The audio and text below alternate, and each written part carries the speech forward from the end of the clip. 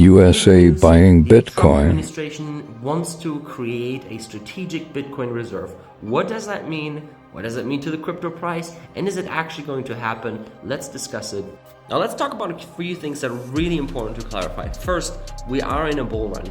Every positive news right now is extremely bullish. If we're in a bear market, a lot of times these bullish news don't really last that long.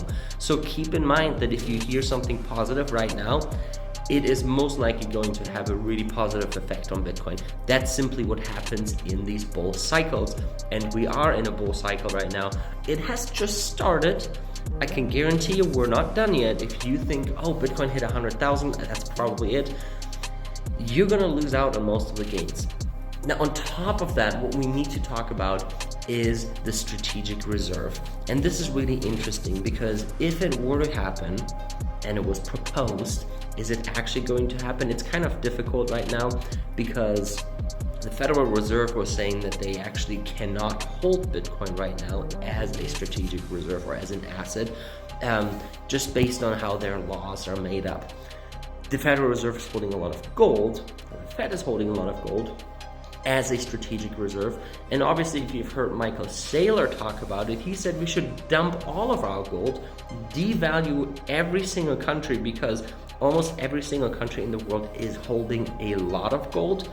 The US by far has the most, but if the US were to sell all their gold, you would essentially break this entire gold market, you would dump the prices significantly, you would make all these other countries significantly poorer, because what the US could do is then buy up about a quarter of the entire Bitcoin out there, which is absolutely insane.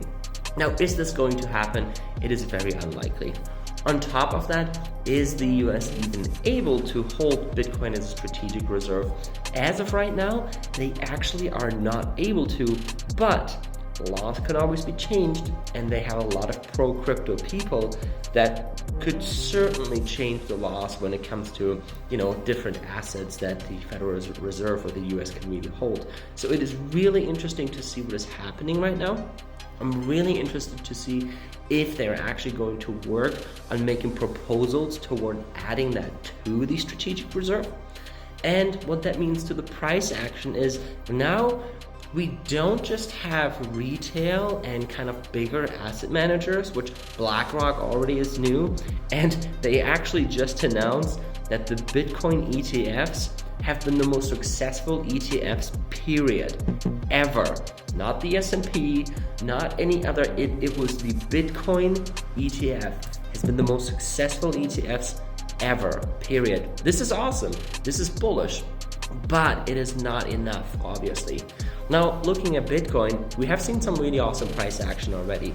Looking at the altcoin market, there hasn't really been a lot of price action yet, and I'll explain to you why. Now, we are in a really interesting time because a lot of these projects have really been around for a long time, and we can kind of make some assumptions or some predictions based on some of these projects.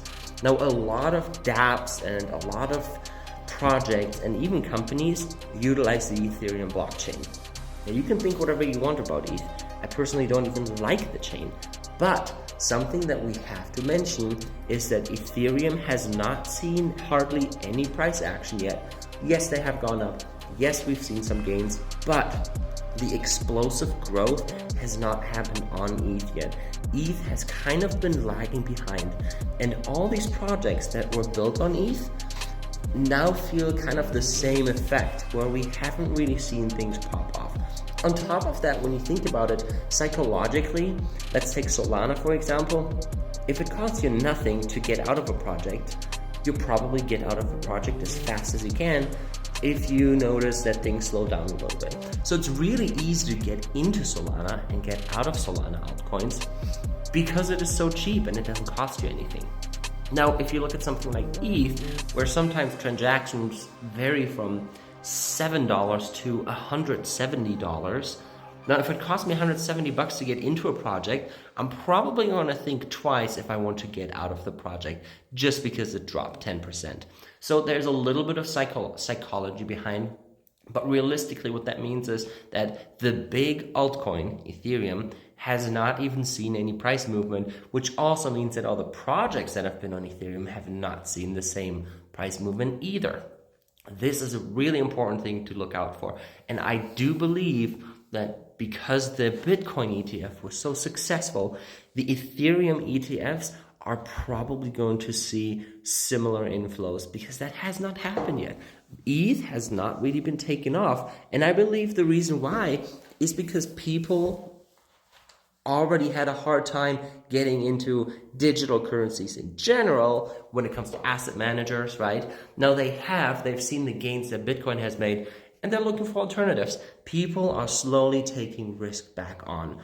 They see that stocks are slowly slowing down. They might not see the performance they want to. They see the S&P just keeps topping out and topping out. And looking at some of the indicators, things seem to be slowing down. I'm not saying we're going into a recession, but I do think that we see a little bit of slowdown in markets, and it feels kind of toppy. So people are looking at alternatives, right? Some of them look into bonds, things like TLT, right? But other people are looking into just alternatives. And crypto is a really good alternative because it is a relatively small market, which means you can move prices really fast. And on top of that, we are in a bull market. Asset managers are not stupid. They do their research. And if they know that people talk about a historic bull market and where crypto really gets mass adoption, they want to be part of it. You see it with banks, you see it with asset managers, you see all these people start talking about it.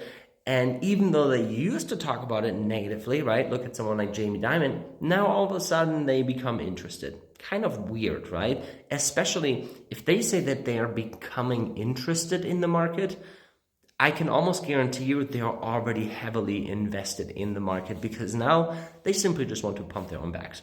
So do the same. Get your bags ready. 2025 is going to be probably the biggest super cycle we've ever seen. And I'm really excited and I want all of you guys to succeed. So I hope you have a wonderful New Year's and I will see you next year.